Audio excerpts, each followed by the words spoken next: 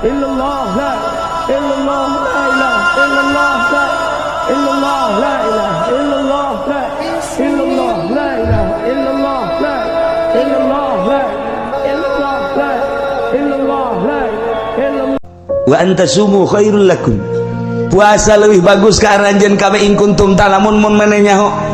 Sebab naon? Dina ayat nu itu nage la'allakum tattaqu. Menawa anjeun takwa. Arti lagu naon? Puasa eta supaya jadi takwa. Takwa teh naon? Nganyahokeun diri urang bahwa diri urang hamba sieun ka Allah. Maka urang nuturkeun aturan Allah. Bakal akur puasa manu sugih jeung nu susah. Nu sugih puasa mah teu dahar teu nginum teu jima, nu susah ge teu dahar teu nginum teu jima. Sugan aya perbedaan, jang nu susah mah ti isuk-isuk ti subuh datang ka magrib, jang nu sugih mah salantaran loba duit datang ka lohor bae jan teu. Akur.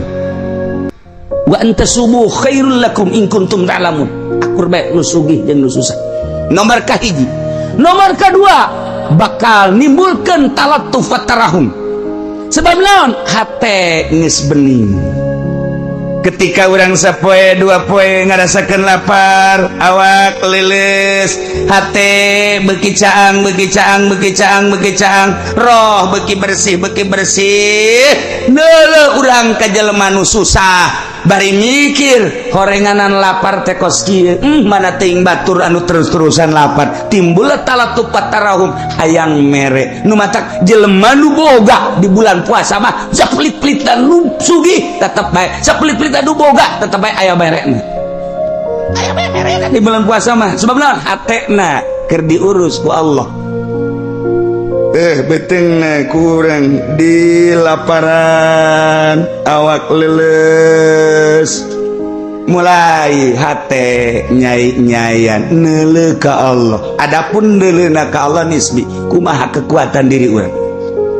Urang lamun ditanya siapa puasa dahar atuh embung kurang sieun ka Allah besi disiksa ku Allah. Eta kan keur neuleuh ka Allah melalui syariat. Jelema ngelempre bae sia geus teu boga duit bae atuh dahar embung aing.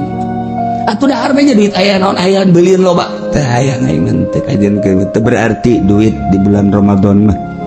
Kunaon emang sieun ka Allah eta qalbuna beuntak. Teu nu sugih teu nu susah. Kumaha sia kunaon lapar naon kitu ngaranna nyang bae lapar emang kunaon puasa atuh meuli bae teu boga duit pantes atuh sia mah. Teu boga duit ieu.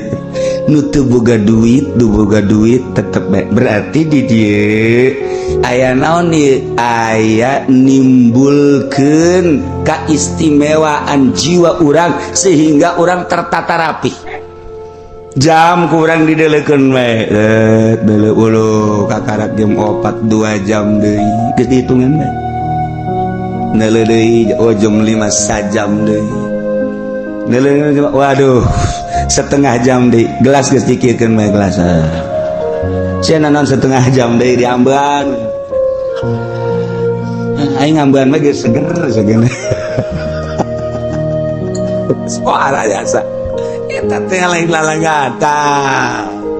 Jadi urang teh dididik, disiplin, nu sugih nu susah tersiplin ku ayana bulan puasa. Wa antasumu khairul lakum in kuntum ta'lamun mun maneh nyaho, sehingga orang terdidik tersiplin nu sugih nu susah tetep bae bareng bae bukaan. Masyaallah karim. Nu paling istimewa la'allakum tattaqun. Ieu teh nimbulkeun pengabdian nu sejati ka Gusti Allah.